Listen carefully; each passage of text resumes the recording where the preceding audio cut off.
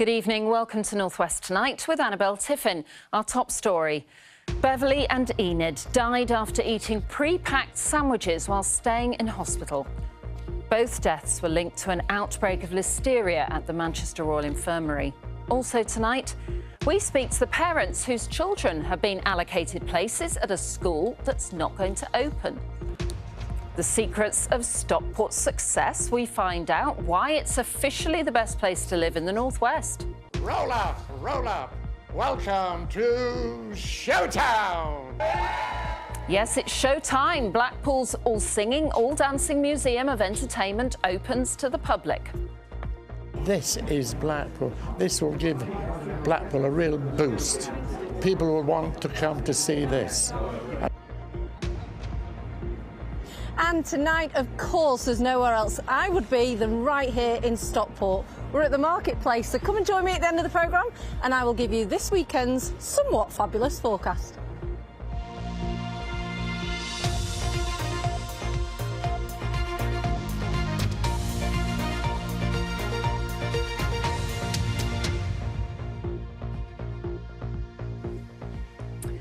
An inquest jury has found that a Salford food company was the source of the listeria outbreak, which contributed to the deaths of 2 NHS patients who ate sandwiches supplied to the Manchester Royal Infirmary. Retired nurse Beverly Sower and mother of 5 Enid Heap died 5 years ago during an outbreak which affected 9 hospital patients. Their grieving families say they hope today's finding highlights the need for strict standards in the food industry.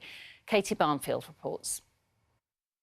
She was a wonderful grandma, best grandma. My mum was somebody everybody went to all the time. She was really involved, just a lovely, lovely woman. Enid Heap was a mother and grandmother loved by her family. They have been waiting 5 years for answers, since she died in hospital, days after eating a sandwich contaminated with listeria. Less than a week before, she was sat in bed having a chat. She was fit for release, and then I went back and she was unrecognisable. It was just a rapid decline and it was, yeah, traumatic. The only thing that was comforting to take from it is all her children were around her and held her hand as she died. Today, an inquest jury concluded the listeria was a more than minimal cause of Enid's death and that it entered the food chain at meat processing firm North Country Quality Foods in Salford. Enid was one of 2 patients who died after eating contaminated chicken mayo sandwiches served to them at Manchester Royal Infirmary. The other, 57-year-old Beverly Sower, who was being treated for advanced breast cancer.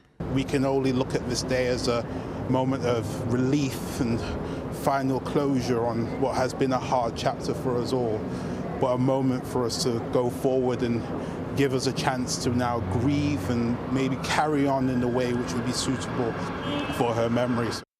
Enid and Beverly's deaths were among 7 fatalities across the country linked to the listeria outbreak in 2019. Both North Country Quality Foods and the sandwich maker Good Food chain that they supplied the cooked chicken to have since gone into liquidation. It doesn't matter if we would have had our mother for 2 hours or 2 more years. One of your parents dying so quickly and you've been there knowing there's no way back from this is awful, really. Enid's family say although they will never get her back, they hope lessons have been learned to stop anything like this happening again. Katie Barnfield, BBC North West Tonight in Manchester. Parents are demanding answers after being told the school they applied to for their children won't open in September because it doesn't even have planning permission. The King's Leadership Academy in Liverpool was intended to ease the intense pressure on oversubscribed secondary schools. So what's gone wrong? Here's Claire Hamilton. Competition for secondary school places in South Liverpool is intense, so Amira and Jennifer were delighted when their children were offered places at a brand new school in September. First choice school, a good school, nice site, with some childhood friends. This week, they were told it won't open. So can you both tell me why you picked King's Wavertree? Because I'd heard that the Trust had a really fantastic track record, and I'd heard some really positive things about the head teacher. When I met him, I loved him, and I just thought he would be such a good role model for my son. And come this week, you found out that King's Wavertree was not going to open at all. How did you feel? At first, shocked, confused. We didn't know anything about any issue that had been going on in the background.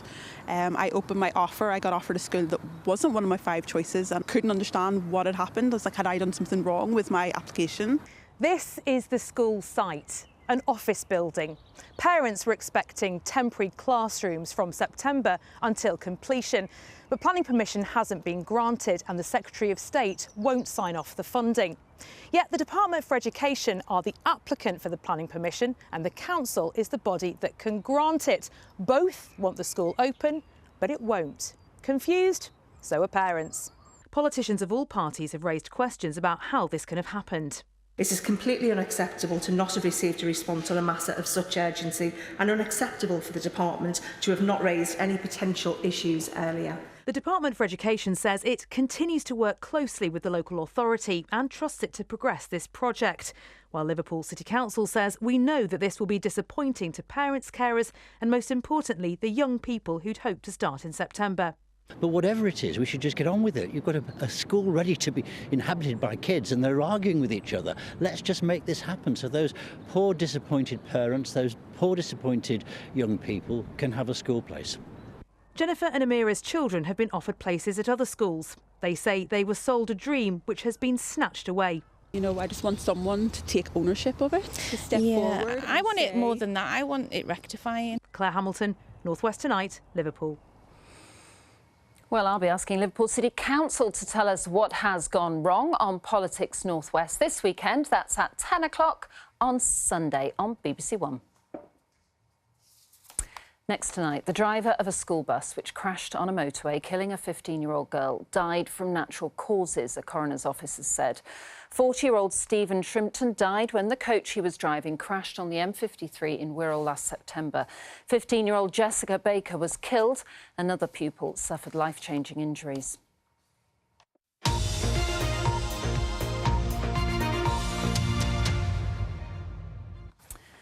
Now, it's supposed to be narrowing the north-south divide, but a report out today has revealed that only 10% of the government's promised levelling up fund has actually been spent. MPs on the Public Accounts Committee found ministers were unable to provide any compelling examples of what levelling up funding has delivered so far. Phil McCann reports. Levelling up in action. This is a parklet in Cheadle, Greater Manchester, paid for by one of the government's main levelling up funds. Wasting time in our money, definitely. Is it a nice bench? It's okay, I've only sat on it a couple of times. Oh, well, I think it's a really good idea in theory. It's just, I have seen people sit outside here. Do you think it'll help the community? No, I don't think so at all. For help, for sitting down maybe. Cheadle got £14 million of levelling up cash through the Towns Fund, which is paying for more than the parklet. There are these new cycle routes too.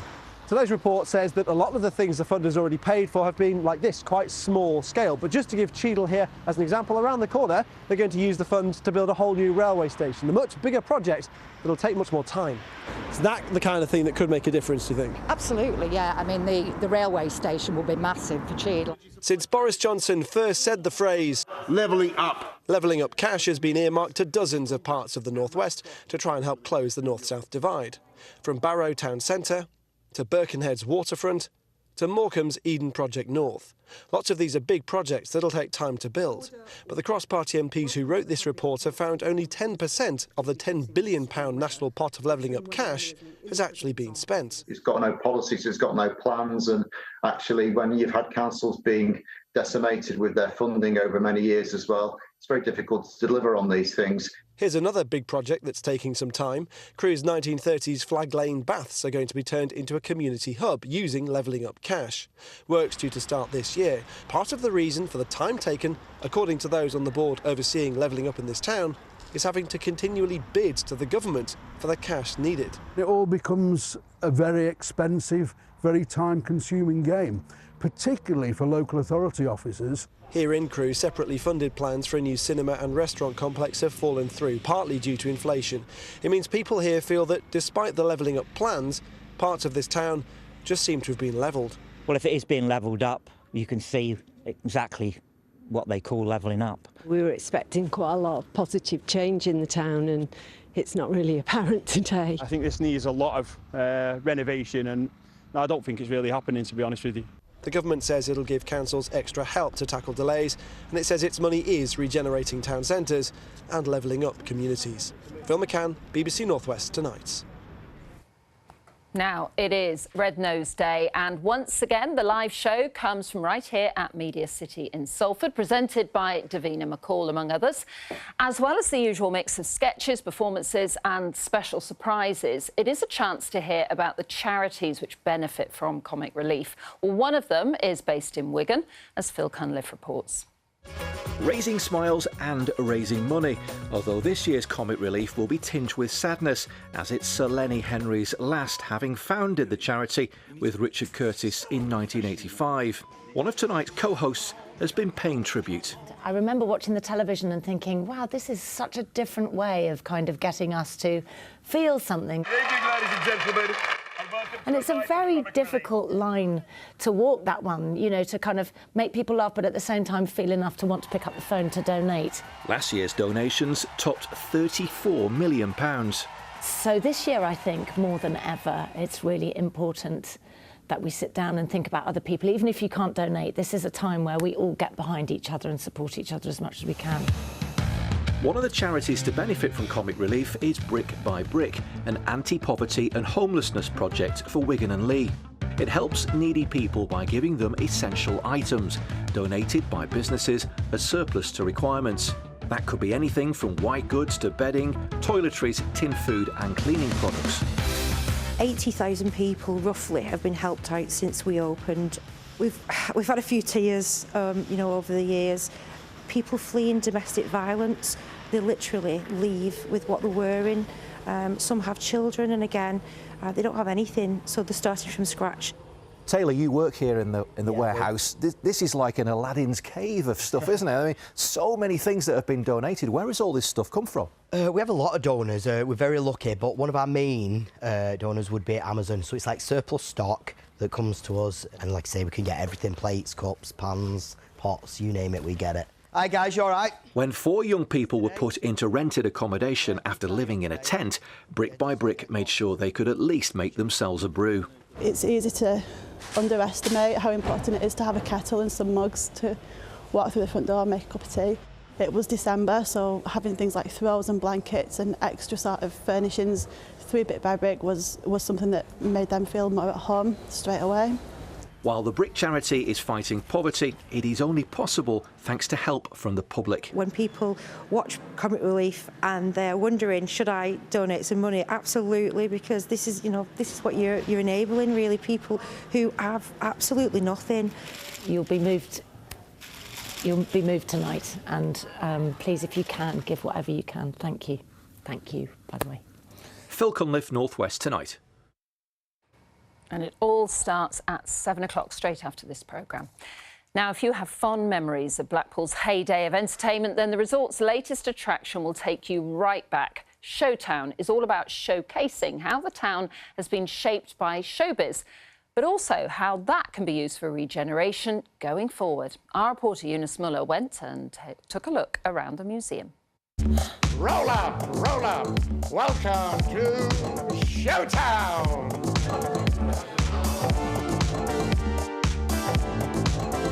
Blackpool's newest attraction, dedicated to its glory days. What we're doing here is we're reimagining the way that museums are. So we're enabling people to come and visit that might not typically come to a museum, and we're doing that in a very different way. The town's first ever permanent museum is about fun and entertainment. Blackpool, back in the day, I mean, I think had a bigger audience than the West End in London, you know, for all the musical theatres. People used to flock here because of the entertainment. I wouldn't tell another living soul this, of course. I'm approaching the change. Comedian Les Dawson was a regular headliner in the summer season. He just kissed the ground of Blackpool always and loved it. And, you know, worked up many shows here.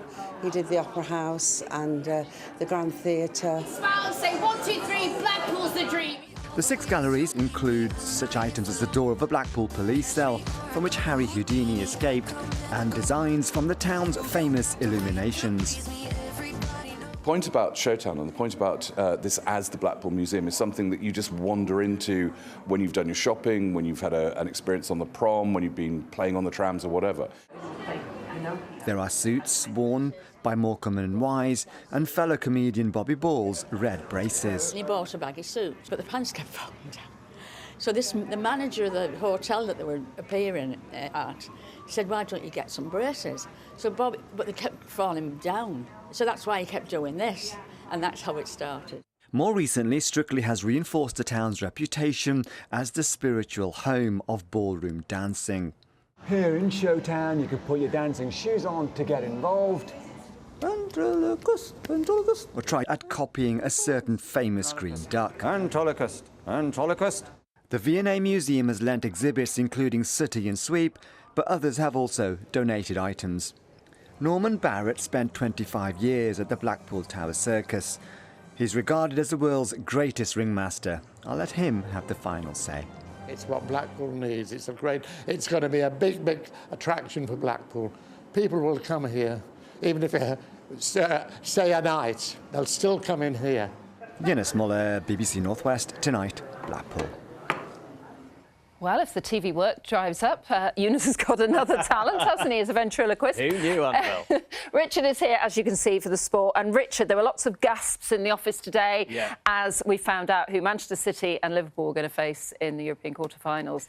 Particularly City, Annabelle. Yeah, they've been drawn against Real Madrid in the last stage of the Champions League. The away trip to the Bernabeu is the first up for City. In the Europa League quarter-finals, Liverpool will face Italian side Atalanta. Both Liverpool and City have big FA Cup quarter-finals to think about first, though. Pep Guardiola's men host Newcastle tomorrow, with Liverpool travelling to Manchester United on Sunday. United's last realistic chance of a trophy. Big one for them and for Eric Ten Hag. Both teams, of course, will know how important that game always is. Oldham Rugby League Club say they're determined to get back into Super League. One of the traditional giants of the game, who now play in the game's third tier, have been struggling and out of the top division for decades. But back at Boundary Park and with an ambitious board, they are rebuilding. Oldham play their first League One match of the season at Workington on Sunday. And as I found out, confidence at the Ruffians is very much on the up.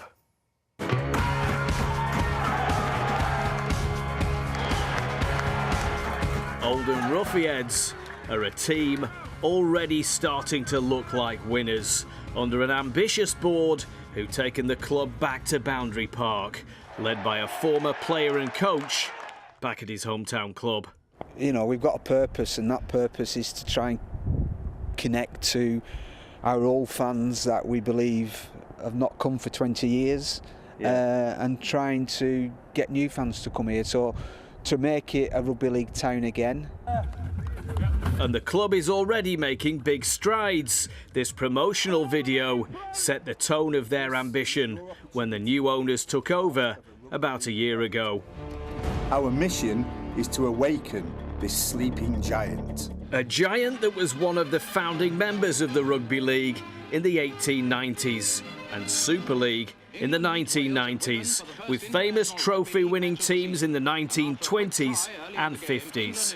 And fans are already starting to feel that those glory years could be on the way back.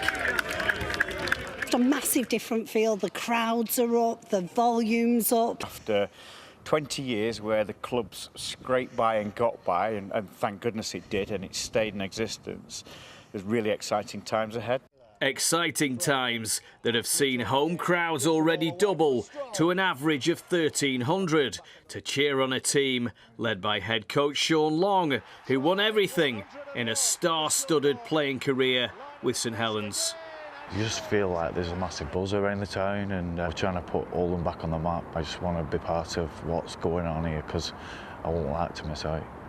Sean heads up a squad of players who'll be the envy of most teams in League One as the club moves on from decades of hand-to-mouth survival. How ambitious are the plans for the club? Very. I wouldn't be here if I didn't think we could build a club that can get to Super League. It's about growing the club. Hundreds of thousands of pounds have been pumped in since the takeover to clear debts and stabilise the club, under the chairman, who's a local businessman. Yes, Super League is the ultimate, but the actual foundation and cementing the future of our stars of the future at Oldham, rather than going elsewhere, is what the ultimate goal is for me. As for that target of getting to Super League, supporters are already starting to dream. Richard, the day Super League's at Oldham, Mike Ford, you better let me on that pitch with that ball the day that Super League comes back to Oldham. I cannot wait.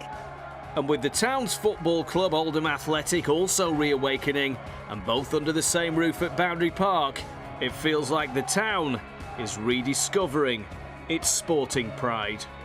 Along with the football club, Oldham Rugby League Club is reconnecting with its supporters, with its communities, indeed with the whole town. And you know what? You can already feel that one of the sleeping giants of North West Rugby League is very much on the way back. We need everybody in the community to help us, because it's not my team, it's our team. You know, it's our club, it's our town. So together we'll do it. Part of a positive outlook ahead of what could be a very special season for Oldham. Do you know what, Annabelle? It's brilliant what's happening there. There's a completely different feel about the club. We're going to be following the Roughheads throughout the season. Hopefully it'll end in promotion as well. Let's hope so. Brilliant. Richard, thank you very much. Now, I might be biased, but don't just take my word for it, because apparently Stockport has been named the best place to live in the North West by the Sunday Times. The judges said improving transport links, Stockport's collection of independent businesses and a strong sense of community set it apart. So do residents agree? Judy Hobson has been finding out. I'm going back to Stockport. There's nowhere that can beat it. Maybe the writer of this Frankie Vaughan song had a premonition. According to the Sunday Times, Stockport really is the place to be. The judges said it was in the throes of a mighty metamorphosis, making it one of the most exciting towns around. Given the just general vibe of Stockport, really pushed Stockport into the winning spot this year. The people seem to be so friendly. The judges looked at the town centre's huge regeneration programme, a new transport interchange and this new park. Stockport was a decaying town centre, a dying, decaying town centre, and we knew we had to start bringing life back into it. And the first thing we wanted to do was bring people back into the town centre. But this is where Stockport stands out. The judges said the Underbanks area was filling up with a joyous collection of funky, independent businesses. It's got a fantastic sense of family, community and home. The independent business scene is absolutely buzzing. It's thriving. It's about as buoyant as it possibly can be now. We've all got the same goal, you know, we really care about the area we're in and we really want to improve it. So I'm really proud to have my business here. Growing up around here, the second you discover Manchester, you go, why would I ever come back to Stockport? But that was the late 90s when certainly this road was definitely in decline. Yeah, you sort of pick back up and say, oh yeah, there is all this stuff going on. The judges also saw Stockport as family-friendly, with good value houses. So do the residents agree? I would agree. It's easy to get to the hills, you can cycle out to the hills, the trains are good. New bars, new restaurants coming here, it's really great. We just bought our first house here and we're really excited. There's always a warm welcome wherever you go.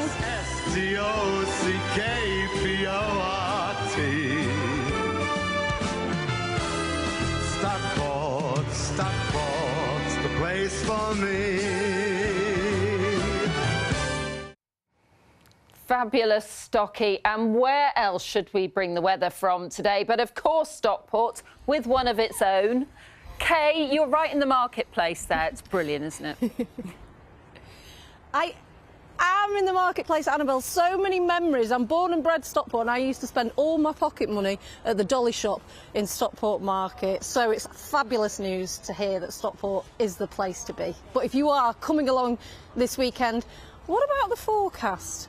Well, we're going to start off on a cold and a frosty for some note tomorrow. By the time we get to Sunday morning, a total contrast. It will be much milder. And while there is rain in the forecast, we are going to see spells of sunshine at time as well. So look at the pressure chart for tomorrow. You can see we've got this ridge of high pressure, so that's keeping things settled. But as we go through the afternoon, low pressure starts to win out, and that's going to turn things wetter and windier. But back to the here and now. So it's already started to get quite chilly. Any remaining showers will continue to clear, the skies will clear, and the winds will be light as we head overnight tonight. So that is going to allow, with a northerly breeze, for temperatures to drop down to freezing or below in some spots, a touch of frost and some patchy mist and fog.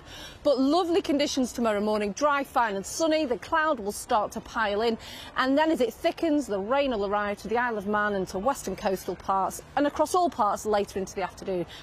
Temperatures tomorrow around about 9 to 11 degrees. Then behind that rain, we start to get some heavy showers. So tomorrow night, there are showers in the forecast, some heavy, they'll clear, and they'll clear overnight into Sunday. And as they do, the winds will start to ease down as well. But the wind direction will have changed. It's going to be coming more from the southwest. So as you're waking up on Sunday morning, temperatures will be around about 8 or 9 degrees, which will be the high for some tomorrow. So that leads us to Sunday being a milder day overall. Now, we're looking at variable amounts of cloud, spells of sunshine, the best of which through the morning. There are showers in the forecast, but not everyone will see them. So unlucky if you do at this stage. Temperatures by Sunday, though, I mean, we're ranging from about 13 to 15, possibly for more southern parts, we could get 16 degrees. So what about the outlook? Well, we start your next working week on Monday. It's going to be cloudy and at times a little bit damp, but we're still in that milder air. Tuesday, it's a mixture of sunny spells and scattered showers. It's going to start to be quite windy by then as well. Temperatures drop off a little bit. So, Annabelle, that's it from me in Stockport, which is fabulous, as you well know. I do. And you haven't got far to get home, have you, Kate? Thank you very much, and thank you for watching this evening, wherever you live in the wonderful North West. Katie's here with your late update. Bye-bye.